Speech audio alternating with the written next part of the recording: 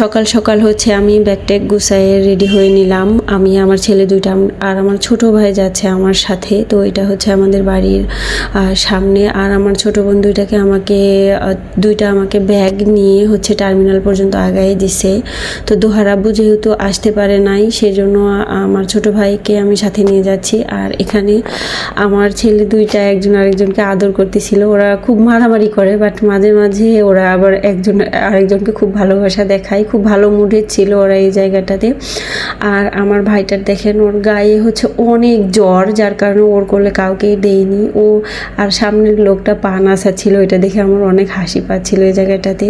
তো আমার ভাই বোনগুলো কিন্তু আমি মনে করি আল্লাহর দেওয়া বিশেষ নিয়ামত আমার জন্য, কারণ আমি আমার সব বিপদেই ওদেরকে সবার আগে কাছে পাই। তো যাই হোক, এই জায়গাটাতে দেখেন বাস টার্মিনালটা এত সুন্দর। এই টার্মিনালে, এটা হচ্ছে কুষ্টিয়া টার্মিনাল, আর চারপাশে শুধু গাছ আর গাছ। মানে বাস থেকে নামলেই একটা অন্যরকম প্রশান্তি লাগে। তার মধ্যে বৃষ্টি হয়েছে, আরও অনেক ভালো লাগতেছিল। তো বাস থেকে নামার পর একটা অটোতে উঠছিলাম। অটো থেকে নামার পর আবার একটা সিএনজিতে উঠলাম।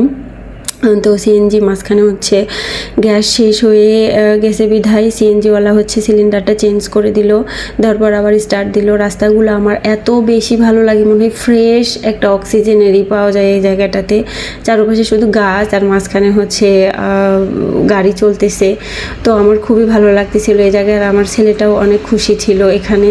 তো আমরা কিন্তু সিএনজি থেকে নামার পর আবার হচ্ছে একটা ভ্যানে উঠে পড়ছি। অনেকগুলো গাড়ি চেঞ্জ করা লাগে, যেহেতু অনেক গ্রামের মধ্যে এটা। আর এই জায়গাটাতে আমরা হচ্ছে রাস্তা ভুল করে ফেলি। এই রাস্তা না,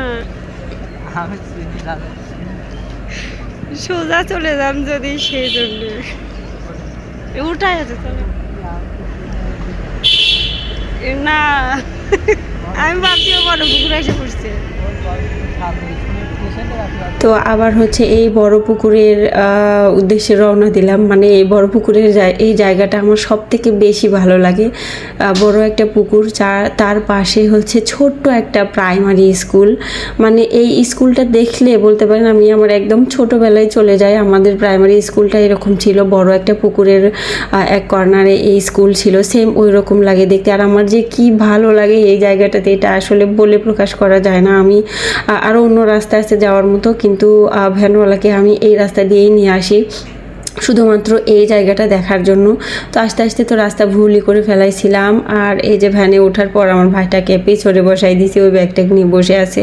ও এত অসুস্থ থাকা সত্ত্বেও কিন্তু মানে বোঝাই যাচ্ছিল না এরকম, কিন্তু ওর গায়ে অনেক জ্বর ছিল।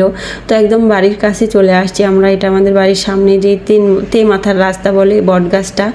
আর এখানে হচ্ছে গেট সাজায় রাখছে। গেট কিন্তু প্রতিবার সাজায় না, এবার কেন জানি সবাইকে শুভেচ্ছা বিনিময় করার জন্য গেট সাজায় রাখছে। আর এটা একদম আমাদের বাড়ির সামনে এসে ভ্যানটা এই জায়গায় হচ্ছে রাখলো। তো রাখার পরেই তো আমাদের বাড়ি আলহামদুলিল্লাহ চলে আসতে পারছি সম্পূর্ণ ভালোভাবেই। তো এটা হচ্ছে বাড়ির সামনের গেট। এই জায়গাটাতে হচ্ছে ব্যাগপত্র রেখে আবার পিছনের গেট দিয়ে ঢুকছিলাম, কারণ বাড়ির ভিতরে হচ্ছে এই সময় ডাকলেও এখান থেকে শুনতে পারবে কিনা। তো যাই হোক, আমরা চলে আসলাম ভিতরে। আসার পরে হচ্ছে, যেহেতু শুধু আমার শাশুড়ি থাকে বাড়িতে, উনি খুব বয়স্ক মানুষ, খুব একটা করে রাখতে পারে না। আসার পর আমার সব কিছু খুব সুন্দরভাবে এগুলা ক্লিন করতে হয়েছে। আর আমার ছোট ভাইটাকে দিয়ে ফ্যান পরিষ্কার করেছিলাম বলতে আমি নিজেই করতেছিলাম। ও এসে বললো যে দাও আমি করে দেই। আর এদিকে হচ্ছে দিহানকে খুঁজে পাচ্ছিলাম না। দেখেন, ও এখানে এসেও বাথরুমের মধ্যে ঢুকে আসে। তো আমি ধারণাই করিনি এতদিন পরে এসেও হচ্ছে যে এখানে ডাইরেক্ট ঢুকে পড়বে। তো যাই হোক, সবাই ভালো থাকবেন। আল্লাহ হাফেজ।